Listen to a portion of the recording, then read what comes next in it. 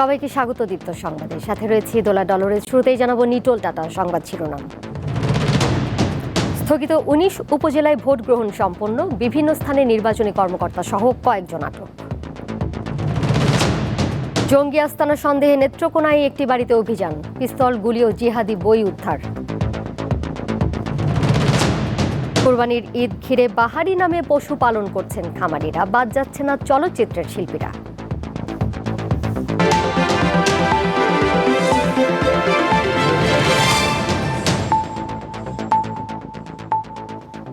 ঘূর্ণিঝড় রিমালের কারণে স্থগিত থাকা ১৯টি উপজেলায় ভোট গ্রহণ শেষে এখন চলছে গণনা।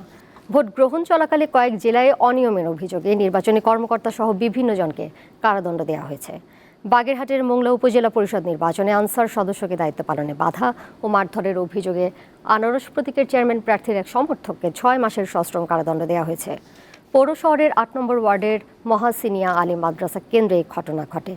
এছাড়া বরিশালের গৌরনদী সরকারি পাইলট মাধ্যমিক বিদ্যালয় কেন্দ্রে বিশৃঙ্খলার অভিযোগে উপজেলা ছাত্রলীগের যুগ্ম সাধারণ সম্পাদক ইমরান মিয়া সহ দুজনকে আটক করেছে আইনশৃঙ্খলা রক্ষাকারী বাহিনী। অনিয়মের অভিযোগে পাথরঘাটা উপজেলায় আমরাতলা কেন্দ্রে সহকারী প্রিজাইডিং ও পুলিশ অফিসার সহ ৩ জনকে আটক করা হয়েছে।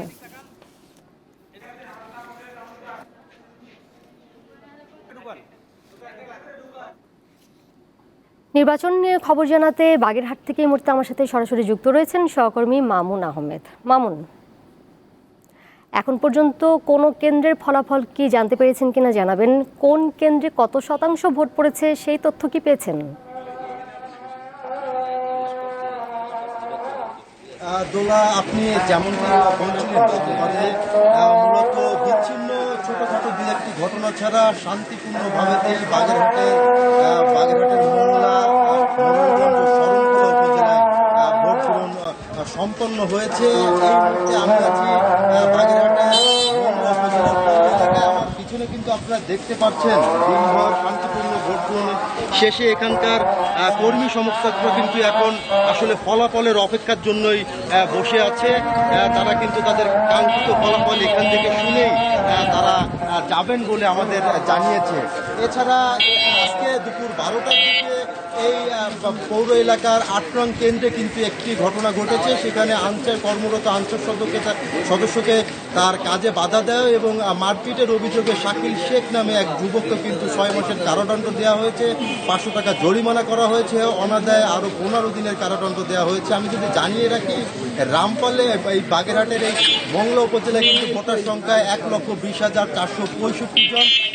এই কেন্দ্রে আমার বেশ কিছু কেন্দ্রের প্রিজাইডিং কর্মকর্তার সাথে কথা হয়েছে। তারা কিন্তু আমাকে যেমনটি জানিয়েছেন, মূলত এই কেন্দ্রে ভোটার ছিল, এই ৮ নং কেন্দ্রে কিন্তু ভোটার ছিল ৩৫৯৮ জন, যার মধ্যে কিন্তু ১৪০০ প্রায় ভোট কাস্ট হয়েছে বলে জানিয়েছেন এখানকার প্রিজাইডিং অফিসার। তবে যেটি কিন্তু পরিমাণে খুবই কম। তবে অধিকাংশ এই মোংলা উপজেলার অধিকাংশ ভোট কেন্দ্রে কিন্তু দেখেছি ভোটারদের সকাল থেকে খুবই কম ছিল, তবে বেলা কিছু ভোটারদের লক্ষ্য করা গেছে।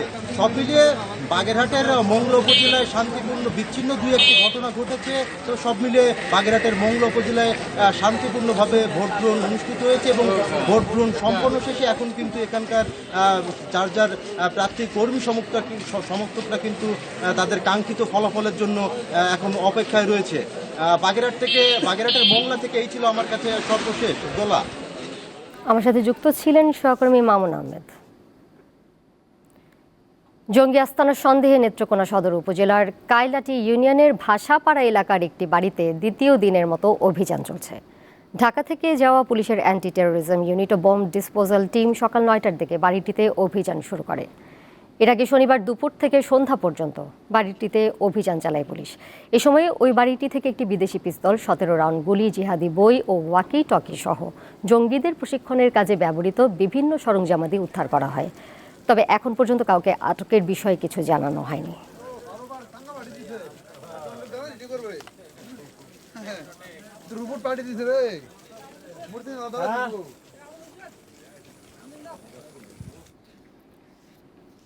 কুমিল্লার বুড়িচং সীমান্তে ভারতীয় সীমান্তরক্ষী বাহিনী বিএসএফ এর গুলিতে আনোয়ার হোসেন নামে এক বাংলাদেশি নিহত হয়েছেন। সকাল ৮টার দিকে উপজেলার বাকশিমুল ইউনিয়নের মিরপুর গ্রামের সীমান্ত পিলারের কাছে এই ঘটনা ঘটে। বিজিবি জানায়, সকালে আনোয়ার হোসেন ভারতে অবৈধভাবে অনুপ্রবেশের চেষ্টা করেন। ওই সময় বিএসএফ সদস্যরা তাকে লক্ষ্য করে গুলি ছোড়ে, এতে তিনি গুলিবিদ্ধ হয়ে মারা যান।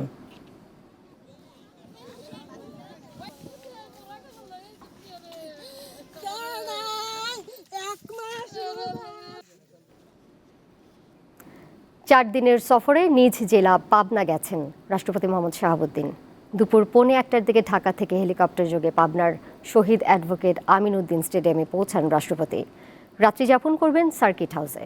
সফরকালে আগামী মঙ্গলবার রাষ্ট্রপতির সঙ্গে মতবিনিময় সভা করবেন Pabna chamber of commerce and ইন্ডাস্ট্রিজের প্রতিনিধিরা।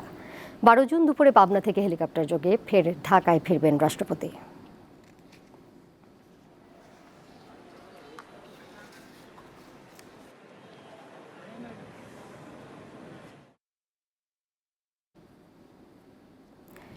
এবারের কুরবানির ঈদে বিক্রির জন্য প্রস্তুত শাকিব খান ও জায়েদ খান নামে বিশাল আকার 2 গরু। ঈদ উপলক্ষে নারায়ণগঞ্জের একটি খামারে পালন করা হয় অন্তত 900 কেজি ওজনের এই গরু দুটি। প্রায় 900 কেজি ওজনের সাদা গরুর নাম সাকিব খান, যার দাম হাঁকা হয়েছে 15 লাখ টাকা। খামারির দাবি অনুযায়ী কিছুটা লালচে বাদামি রঙের জায়েদ খানের ওজন 900 কেজি, দাম 14 লাখ টাকা। 1 টনের ওপরে ওজন আমেরিকান ব্রাহ্মা প্রজাতির এই গরুটিকে আদর করে নাম রাখা হয়েছে হামজা। দাম চাওয়া হয়েছে 50 লাখ টাকা। নারায়ণগঞ্জের এই খামারে আরও রয়েছে নেইমার, মেসি, কাবিলা ও পাশার মতো বিভিন্ন নামের নামকরণ করা গরু। নামকরণ ইন্টারেস্টিং মনে হয়েছে, বিশেষ করে জায়েদ খানের গরুটা যেটা দেখলাম, মানে জায়েদ খানের মতো ডিগবাজি দেয়। আমরা সব ফ্রেন্ডরা মিলে আসছি গরু দেখতে। এই যে এটার নাম শাকিব খান, এটার নাম জায়েদ খান। আমরা এগুলো দেখে আমাদের অনেক ভালো লাগে। আর শাকিব খান একটু বেশি সুন্দর। গরুর সাথে তো আসলে নায়কদের তুলনা হয় না, জাস্ট এটা ফান করার জন্য আর কি। এখানে তবে দামের যে তুলনাটা কিছুটা গত বছরে যেতে এবার একটু বেশি মনে হচ্ছে। আমাদের এখানে স্টার্টিং প্রাইস 80,000 থেকে শুরু করে দেশি যে গরুগুলা ইম্পোর্টেড ছাড়া এগুলো 15 লাখ টাকার পর্যন্ত গরু আছে, আর ইম্পোর্টেড গরু সর্বোচ্চ 50 লাখ পর্যন্ত আছে। জেলা প্রাণী সম্পদ অফিস জানায়, রেজিস্টারভুক্ত প্রায় 4,500 খামারে গরু, মহিষ, ভেড়া, ছাগল এবং দুম্বাসহ 71,235টি পশু কোরবানির ঈদের জন্য প্রস্তুত রয়েছে। আমাদের যে চাহিদা আছে গবাদি পশুর, সেটা হলো 1,66,803। তার বিপরীতে আমাদের ছাগল প্রস্তুত আছে 43,660, আর ভেড়া প্রস্তুত আছে 1,333 এবং গরু প্রস্তুত আছে 25,979। ঈদকে কেন্দ্র করে শিগগিরই বেচাকেনা বাড়বে বলে আশা করছেন খামারিরা। দীপ্ত, বার্তা কক্ষ।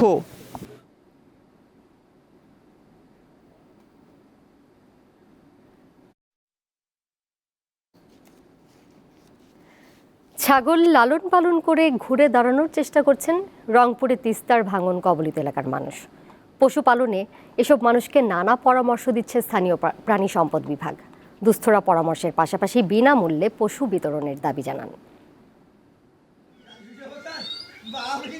রংপুর জেলার গঙ্গাচড়া উপজেলার তিস্তা পাড়ের মানুষের 2 চোখে দুশ্চিন্তার ছাপ। তিস্তার করাল গ্রাসে প্রতি বছর ভাঙনে শত শত পরিবার নিঃস্ব হয়, হারায় ভিটামাটি। সবকিছু হারিয়ে অনেকে আশ্রয় নেন অন্যের জায়গায়। এই অবস্থায় কিছুটা স্বাবলম্বী হতে কেউ কেউ শুরু করেছেন ছাগল লালন পালন। আমাদের জমি জমা সব ভাঙে গেছে, ছাগল ধরে চলাফেরা করি, কষ্ট করে চলতেছে আর কি। আমার জীবনটা আমরা নদী ভাঙা লোক, এখন আমরা এই অবস্থায় আছি। ছাগল পায়া মনে করো উন্নতি করতেছি। নদী ভাঙন এলাকার মানুষদের ছাগল পালনে নানা পরামর্শ দিচ্ছে প্রাণী সম্পদ বিভাগ। চর অঞ্চলের অনেক সুবিধা থেকে বঞ্চিত এই ছাগলগুলি পেয়ে তারা নিজেরাই স্বাবলম্বী হওয়ার জন্য চেষ্টা করতেছে। এই ছাগল পালনের মাধ্যমে তাদের প্রান্তিক পর্যায়ে তারা উন্নয়ন করবে। অসহায় এসব পরিবারগুলোর প্রতি সহায়তার হাত বাড়িয়েছে বিভিন্ন সেবা সংস্থা। একইভাবে সরকারি পর্যায়ে সহায়তার আশা করছেন দুস্থরা। দীপ্ত, বার্তা কক্ষ। এবার কেওয়াই স্টিল চট্টগ্রাম সংবাদ।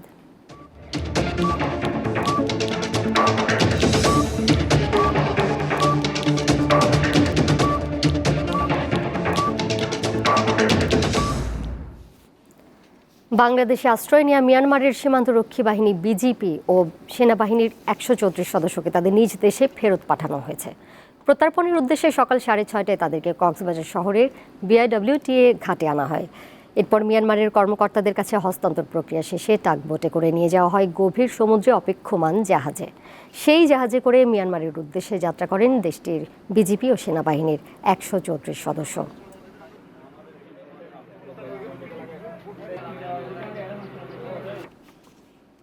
চট্টগ্রামে দালাল চক্রের কাছে যমজ শিশু বিক্রির ঘটনায় শিশুদের পিতা সহ চক্রের এক সদস্যকে গ্রেপ্তার করেছে পুলিশ।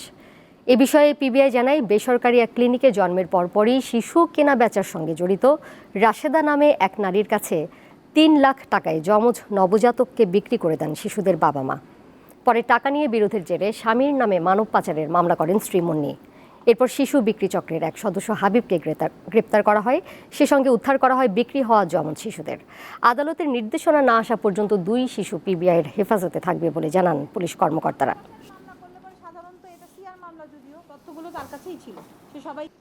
সাধারণ মানুষের নানা সমস্যার সমাধানে কাজ করছে গ্রাম আদালত। দেশের প্রতিটি ইউনিয়নে আছে এই ব্যবস্থা। এই আদালতে বিচার হয়, উচ্চ আদালতে কমছে মামলার সংখ্যা।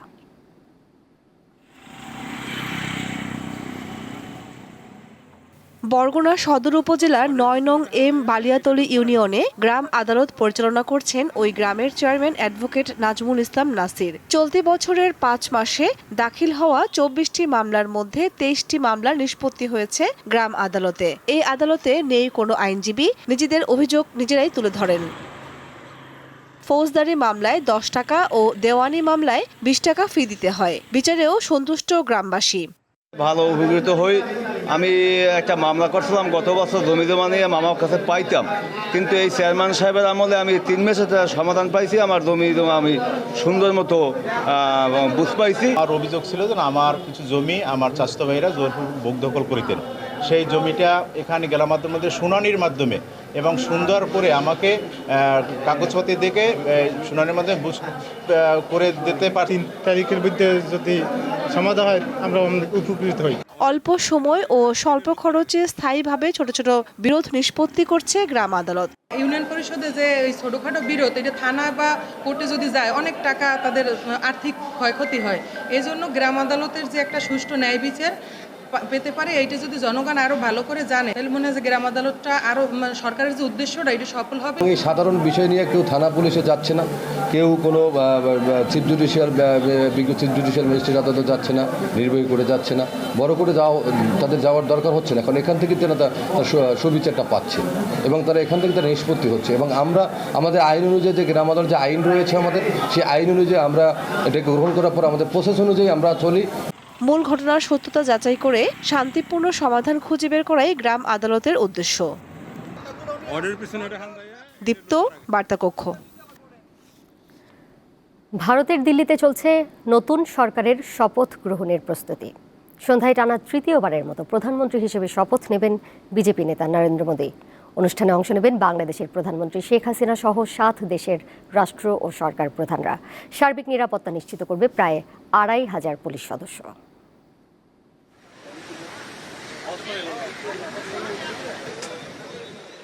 দিল্লির রাষ্ট্রপতি ভবন রাইসিনা হিলস চত্বরে চলছে মহা আয়োজন। দেশটির পরবর্তী প্রধানমন্ত্রী নরেন্দ্র মোদী ও তার মন্ত্রিসভার বেশ কয়েকজন সদস্য সন্ধ্যায় সেখানে শপথ নেবেন।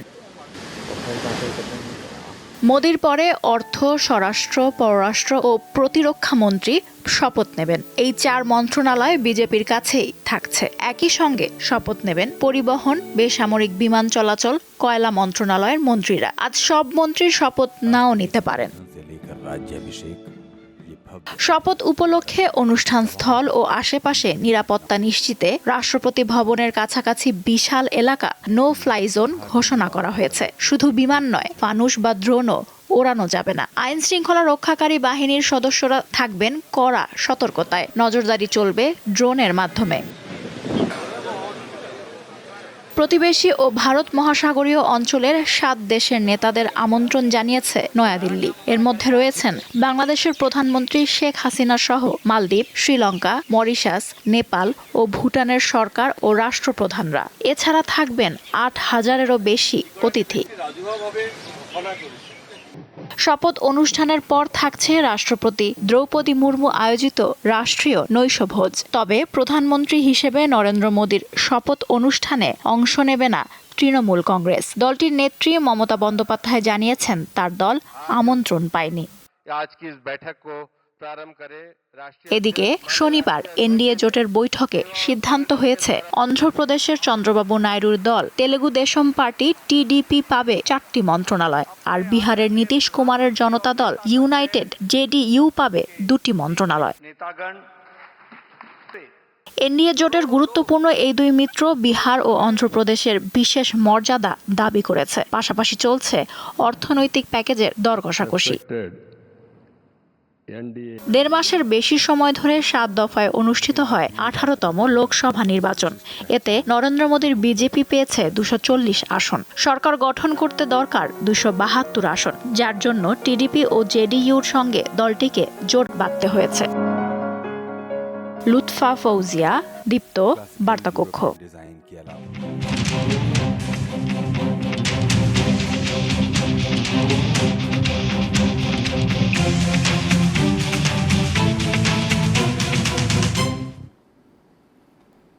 টি-20 বিশ্বকাপে সাউথ আফ্রিকার বিপক্ষে নিজেদের দ্বিতীয় ম্যাচ খেলতে যুক্তরাষ্ট্রের নিউ ইয়র্কে পৌঁছেছে বাংলাদেশ দল।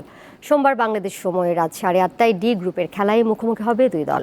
টুর্নামেন্টের প্রথম ম্যাচে লঙ্কানদের বিপক্ষে স্বস্তির জয়ে কিছুটা আত্মবিশ্বাস বেড়েছে শান্ত বাহিনীর।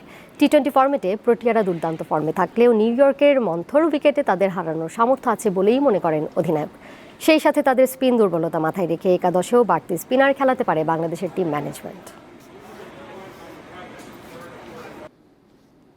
শেষ করব দীপ্ত সংবাদ। যাবার আগে নিটোল টাটা সংবাদ শিরোনাম জানিয়ে দিব আরও একবার। স্থগিত 19 উপজেলায় ভোট গ্রহণ সম্পন্ন, বিভিন্ন স্থানে নির্বাচনী কর্মকর্তা সহ কয়েকজন আটক। জঙ্গি আস্তানা সন্দেহে নেত্রকোনায় একটি বাড়িতে অভিযান, পিস্তল, গুলি ও জিহাদি বই উদ্ধার। কোরবানির ঈদ ঘিরে বাহারি নামে পশুপালন করছেন খামারিরা, বাদ যাচ্ছে না চলচ্চিত্রের শিল্পীরা।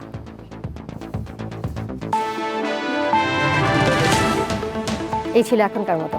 পরের সংবাদ সন্ধ্যা 6:50 দেখার আমন্ত্রণ রইল। এছাড়া আরও তথ্য এবং বিনোদনের নানা খবরাখবর জানতে যুক্ত থাকুন দীপ্তর ডিজিটাল প্ল্যাটফর্মগুলোতে। সবাইকে ধন্যবাদ।